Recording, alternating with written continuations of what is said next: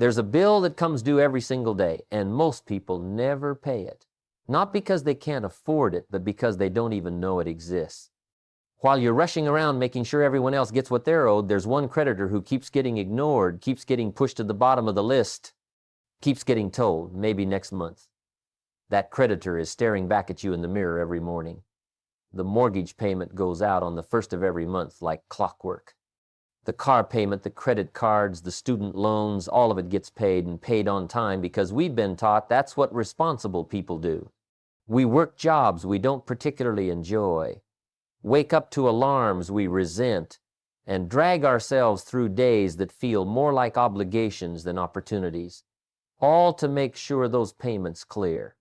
And here's what nobody talks about. While you're being so diligent about paying everyone else, there's one creditor you've been ignoring completely. That creditor is you. Let me tell you something I learned the hard way. I spent years of my life making sure everyone else was taken care of. The bills were paid, the boss was happy, the family had what they needed. I showed up on time, did what was expected, played by all the rules, and you know what happened? I woke up one morning and realized I'd been making payments to everyone except the person who mattered most. I'd paid the electric company every month for 20 years, but I hadn't invested 20 minutes in reading something that could change my life. I'd shown up early for jobs that didn't fulfill me, but I'd shown up late, or not at all, for my own dreams. The truth is, we've been trained to put ourselves last. It starts early, doesn't it? Be a good boy, be a good girl, don't be selfish, think of others first. And those aren't bad lessons. We need consideration and kindness in this world. But somewhere along the way, we confused selflessness with self-neglect. We started believing that taking care of ourselves was somehow wrong, that investing in our own growth was indulgent, that spending time on our own development was taking something away from others. And that, my friends, is one of the most expensive lies we ever bought. Here's what I want you to understand. There's a fundamental difference between being selfish and being self-respecting. Selfish is taking from others to benefit yourself. Self-respecting is building yourself up so you have more to give. Selfish is demanding that the world accommodate your weaknesses. Self-respecting is developing your strengths so you can contribute more to the world. You see the difference? One depletes, the other multiplies. But we've gotten really good at justifying our self-neglect, haven't we? We dress it up in noble-sounding language. I'm sacrificing for my family. I'm being responsible. Other people need me. And yes, people do need you. But they don't need the depleted, frustrated, unfulfilled version of you that shows up when you've spent years ignoring your own growth. They need the best version of you. And you can't become that person by accident. You can't become that person by only taking care of everyone else's needs. Let me ask you something, and I want you to be honest with yourself. What have you been putting off until later? What books have you told yourself you'll read when you have more time? What skills have you promised yourself you'll learn someday? What dreams have you filed away in that mental drawer labeled, maybe when things settle down? You know what I'm talking about. We all have that list. The guitar gathering dust in the corner. The business idea scribbled on a napkin 3 years ago. The conversation you keep meaning to have. The trip you've been planning to take. The person you've been meaning to become. And here's the hard truth. Later never comes. Things don't settle down. You don't suddenly find more time. The perfect moment doesn't arrive. With a brass band and a written invitation. What happens is this. Days turn into weeks. Weeks turn into months. Months turn into years. And one day you wake up and realize that later has turned into never. And that's when regret moves in and makes itself comfortable. You know what's fascinating about regret? It's the most expensive emotion we experience, and we pay for it with the most valuable currency we have. Time we can never get back. You can recover from financial mistakes. You can rebuild after failures. You can repair broken relationships. But you cannot reclaim the years you spent waiting for permission to invest in yourself. Let me share something with you that changed my whole perspective. I learned this principle in business, but it applies to everything in life. You cannot give what you do not have. Think about that. If you don't have knowledge, you cannot share wisdom. If you don't have emotional health, you cannot provide emotional support. If you don't have energy, you cannot serve effectively. The math is simple. 0 multiplied by anything is still 0. Here's another way to think about it. You've probably heard the saying about not being able to pour from an empty cup. Well, let me take that one step further. Not only can you not pour from an empty cup, but trying to do so will crack the cup. When you continuously give without refilling, you don't just run dry, you break. And a broken vessel serves no one. So when you invest in yourself, when you take time to learn, to grow, to heal, to develop, you're not taking away from others. You're preparing yourself to give more. When you read that book, you're gaining knowledge you can share. When you take care of your health, you're ensuring you'll be around and energetic enough to help others. When you develop your skills, you're increasing your capacity to contribute. This isn't selfish, this is strategic. But here's where most people get stuck. They're waiting for someone to give them permission. They're waiting for circumstances to be perfect. They're waiting for everyone else to be taken care of first. And while they're waiting, life is passing them by. The years are ticking away. The opportunities are coming and going. And the person they could become is still waiting for them to show up.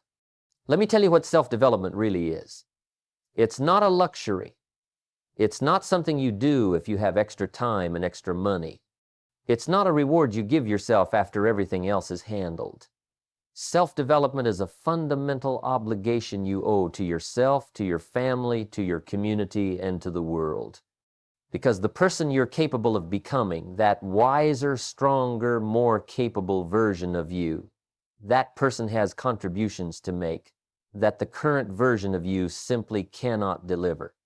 Think about it this way. If you had a garden and you never watered it, never weeded it, never fertilized the soil, what would happen? The plants would wither. The weeds would take over. The whole thing would become a mess. You wouldn't look at that garden and feel proud. You'd feel disappointed because you'd know it could have been something beautiful. You'd know you neglected something that was your responsibility to tend.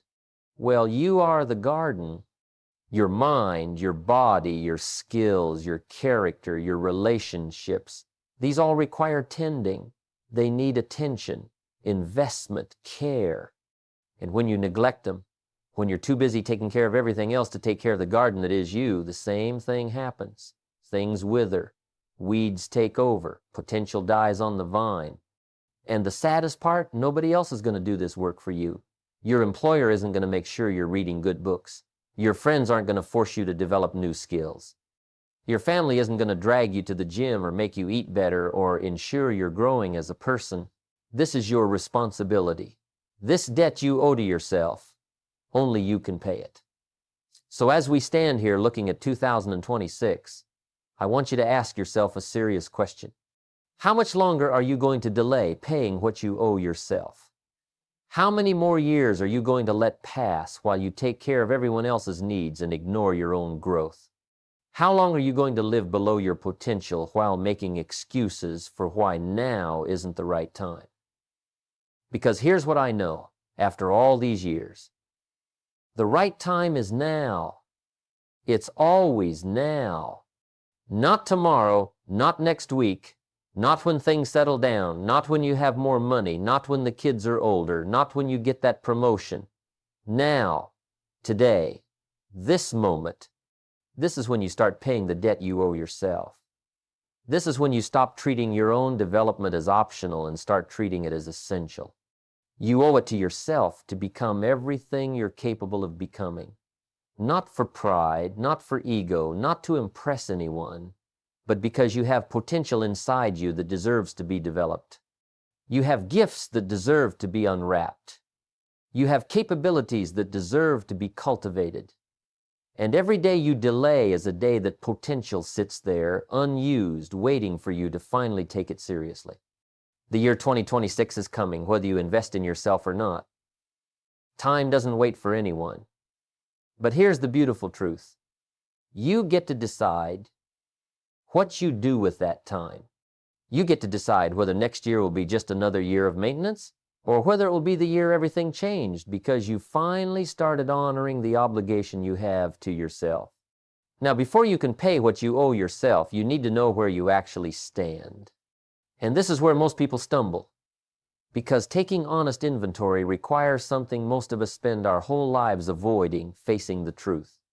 Not the truth we tell our friends, not the truth we post on social media, not the comfortable story we've been telling ourselves, the real truth. Let me tell you about farmers. Every fall, a good farmer takes inventory. He counts what's in the barn, measures what's in the silo, calculates what made it through the season and what didn't.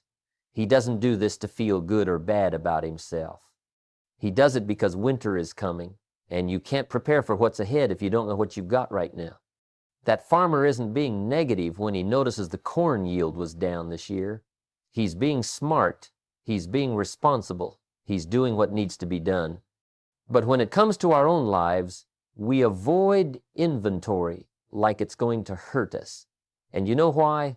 Because sometimes it does hurt. It hurts to look at your bank account when you know you should have more saved. It hurts to step on the scale when you know you've been neglecting your health.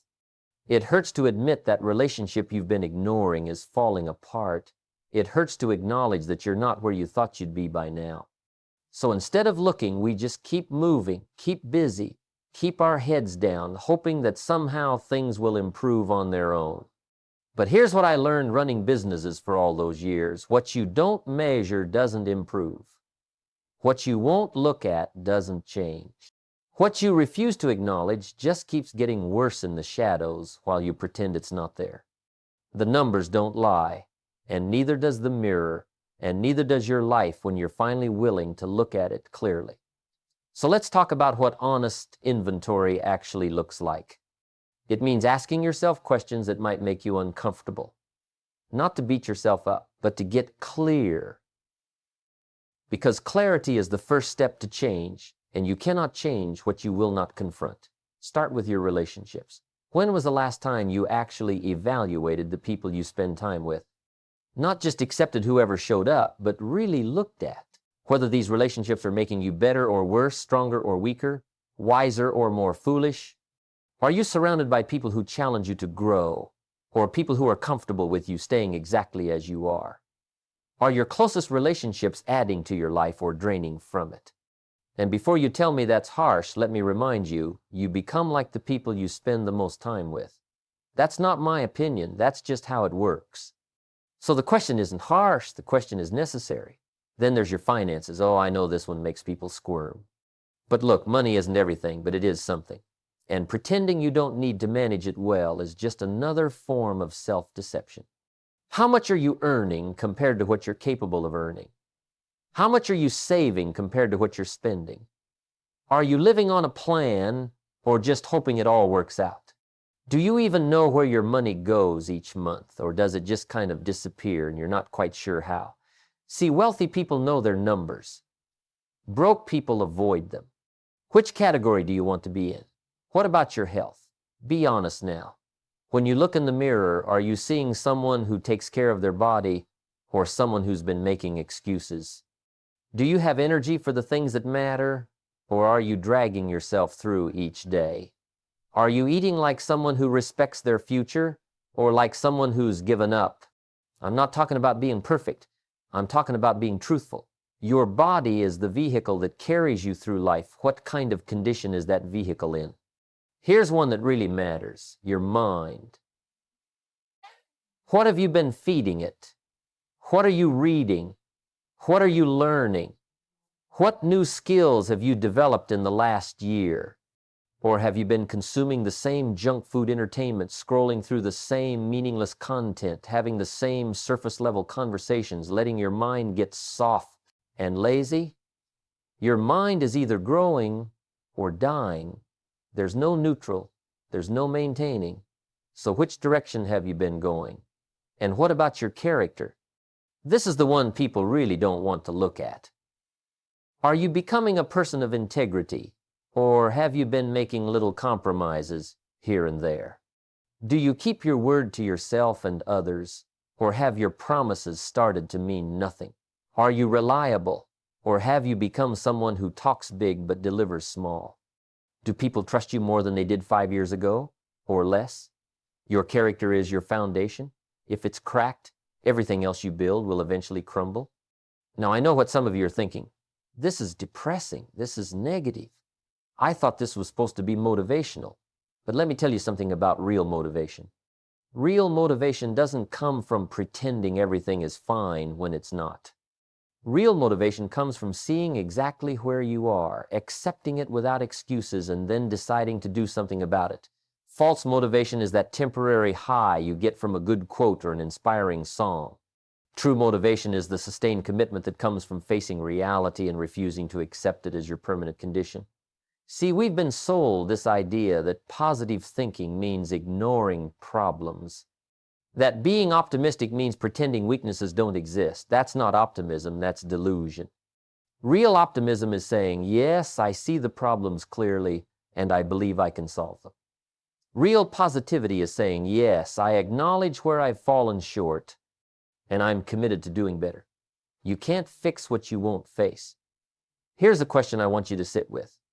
What did you promise yourself 5 years ago that you still haven't done? Think back to 2021. What were you going to accomplish? What were you going to change? What were you going to become? And here you are in 2025 looking at 2026. And how many of those promises did you keep? I'm not asking this to make you feel guilty. Guilt is worthless, but awareness is priceless. Or try this one. What skills have you allowed to rust? What abilities did you once have that you've let deteriorate because you stopped practicing, stopped improving, stopped caring? Maybe you used to be in great shape. Maybe you used to read constantly. Maybe you used to be really good at connecting with people. What happened? When did you stop maintaining the things that made you valuable? And what relationships have you neglected? Not the casual acquaintances. I'm talking about the people who really matter. Your parents, your children, your spouse, your true friends. Have you been so busy providing for them that you forgot to be present with them? Have you been so focused on making a living that you forgot to make a life? Time keeps moving, and people don't stay around forever. Are you investing in these relationships, or are you just assuming they'll always be there?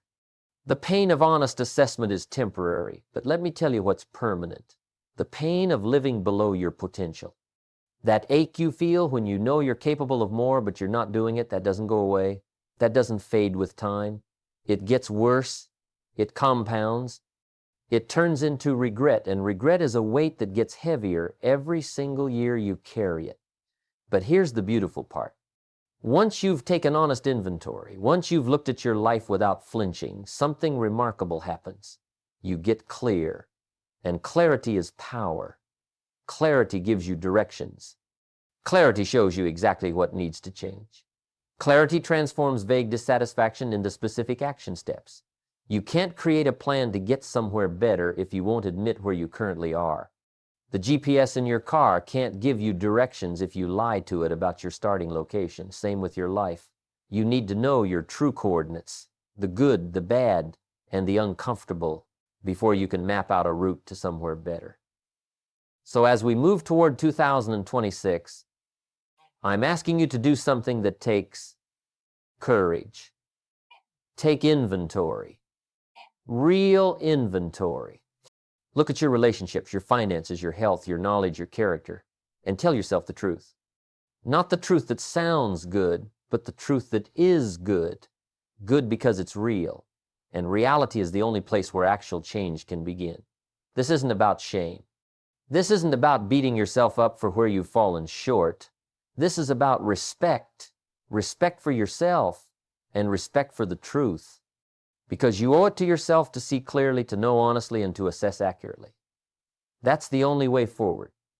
That's the only way to make 2026 the year everything changes. So you've looked at where you stand.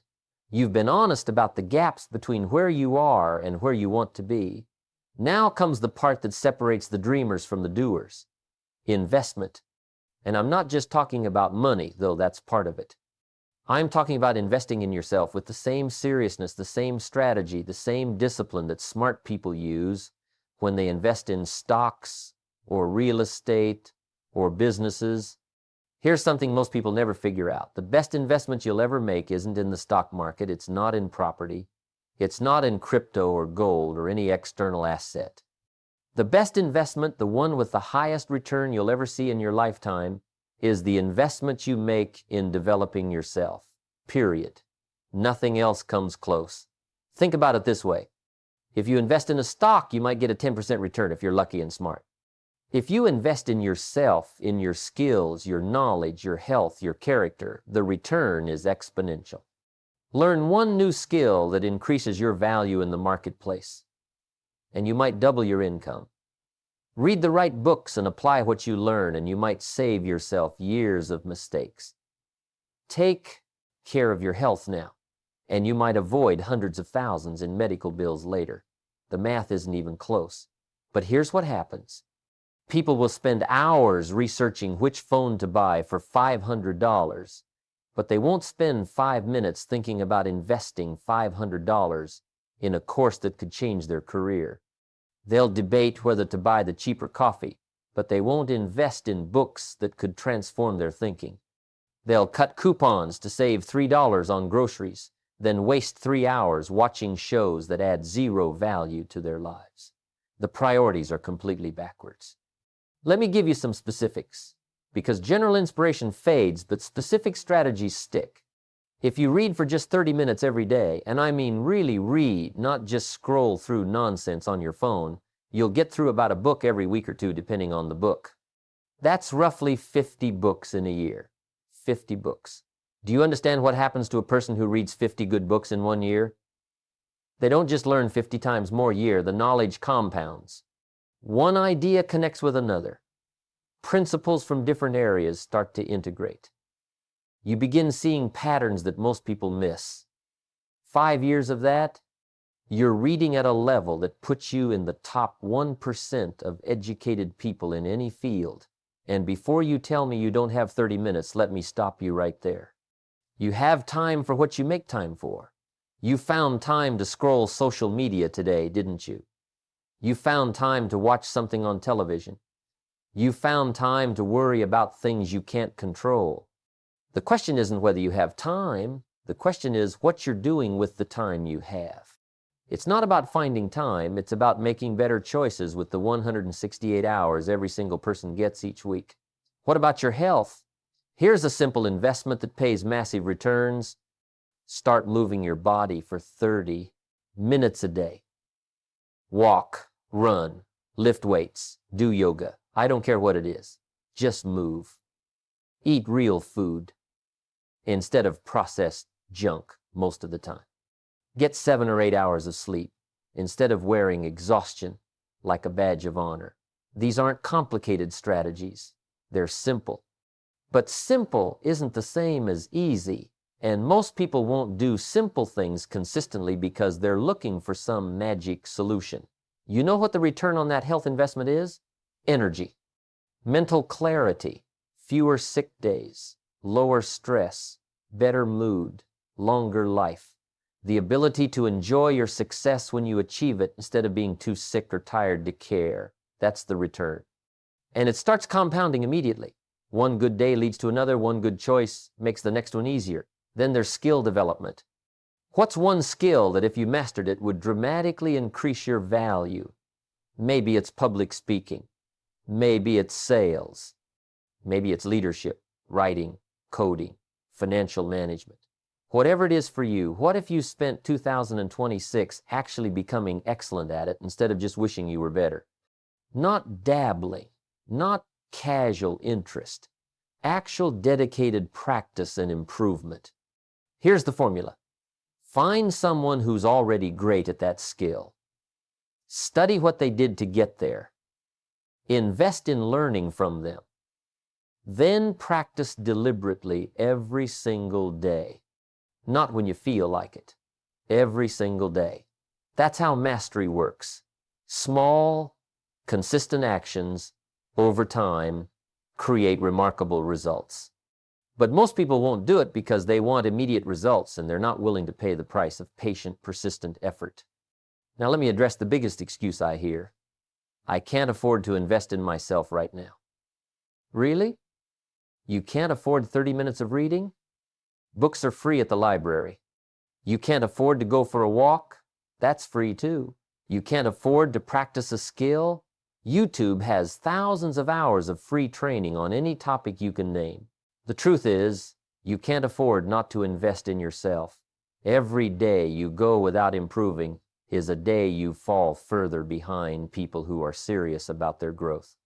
And yes, sometimes the investment requires money, a good course, a seminar, a coach, proper equipment. These things cost money. But here's what I learned. The money you spend on genuine self-improvement is never an expense. It's always an investment. It comes back to you multiplied if you actually apply what you learn. The seminar that costs $1,000 but teaches you something that increases your income by $10,000, that's a 10-to-1 return. Show me a stock that does that consistently. The real question isn't whether you can afford to invest in yourself. The real question is, what's it costing you not to? What's it costing you to stay the same? What's it costing you to remain at your current skill level while the world keeps advancing? What's it costing you in lost opportunities, missed promotions, deteriorating health, unused potential? Add that up and tell me you can't afford to invest in improvement. If you schedule a meeting with your boss, you show up. If you schedule time to read, to exercise, to learn, show up for that too. Make it as important as anything else on your calendar. Actually, make it more important, because this is an investment in the asset that creates everything else in your life. You. Set up systems that make success automatic. Don't rely on motivation or willpower. Those are limited resources. Instead, create an environment that supports your growth. Put the books where you'll see them. Lay out your workout clothes the night before. Schedule learning time on your calendar. Remove the obstacles. Make the right choices easier than the wrong ones. And understand this, Shas, you're not going to feel like doing this work most of the time. Motivation comes and goes. Feelings are unreliable. But commitment shows up regardless of how you feel. Commitment says, I said I would, so I will. That's the difference between people who transform their lives and people who just think about it. The year 2026 is going to pass whether you invest in yourself or not. But the person you'll be at the end of that year, that's completely up to the choices you make right now. You can be exactly where you are now, just 12 months older. Or you can be significantly better, smarter, stronger, more skilled, more valuable. The time will pass either way. The only question is what you're going to do with it. So let me paint you a picture of two people. Same age, same background, same opportunities at the start. One decides that 2026 is the year they finally invest in themselves. The other decides to wait, to stay comfortable, to keep doing what they've always done. Fast forward 5 years. The difference between these two people isn't small. It's staggering. The person who invested shows up differently. They walk into rooms with quiet confidence because they've built real skills. They have energy because they took care of their health. They have wisdom because they spent time learning instead of just being entertained. They have opportunities because they made themselves more valuable. They have peace because they kept their promises to themselves. That's what consistent investment creates. The other person, they're 5 years older with the same problems, the same limitations, the same regrets. Except now those regrets are heavier because they had 5 years to change and they didn't. They chose comfort over growth, and comfort always costs more in the long run than growth ever does. Here's what nobody tells you about personal growth. It's lonely sometimes. When you start investing in yourself, when you start reading while others are scrolling, working out while others are sleeping in, learning while others are complaining, something happens. Some people won't understand. Some will question why you're changing. Some might even try to pull you back down because your growth makes them uncomfortable about their own stagnation. And you're going to have to be okay with that. You're going to have to be okay with outgrowing certain relationships, certain habits, certain versions of yourself. Growth requires leaving things behind, not out of arrogance, but out of necessity. You can't become who you're meant to be while clinging to everything that's keeping you who you are. But here's what makes it all worth it. You're not just doing this for yourself. When you become better, everyone around you benefits. Your family gets a better version of you. Your work gets more value. Your community gets more contribution. This isn't selfish. It's the most generous thing you can do because you cannot give what you do not have. Think about the people in your life who depend on you, who look up to you, who need you. Don't they deserve the best version of you? Not the tired, unfulfilled, stagnant version that shows up when you've neglected your own growth. They deserve you at your best, and your best is still ahead of you if you're willing to work for it. You have potential inside you that's still untapped, capabilities you haven't developed, wisdom you haven't gained, strength you haven't built, contributions you haven't made. And every single day you delay honoring that potential is a day the world misses out on what you could have offered. So here's what I want you to understand as we look toward 2026. This isn't about perfection. You're going to stumble. You're going to have setbacks. You're going to have days where you don't feel like showing up. That's not failure. That's being human. What matters is that you keep the commitment. What matters is that you honor the debt you owe yourself, even when it's hard, especially when it's hard. Make 2026 the year you finally paid what you owed yourself. The year you stopped putting everyone and everything else first and started treating your own development as the priority it should be. The year you stopped making excuses and started making progress. The year you stopped waiting for perfect conditions and started working with what you have, because here's the truth that should wake you up every morning. Life is brief. The opportunities you have right now won't be here forever. The person you're capable of becoming is waiting for you, but that person won't wait indefinitely. Time is moving. Whether you use it well or waste it, you owe it to yourself. Not someday. Not when things get easier. Not when you have more time or more money or more support. Now, today, this moment. Start paying the debt. Start becoming who you're meant to be. Start living like someone who respects themselves enough to invest in their own growth. The world needs what only you can give, but you can only give it when you've developed yourself enough to have something worth giving. So get to work. Your future self is counting on the choices you make right now. Don't let them down.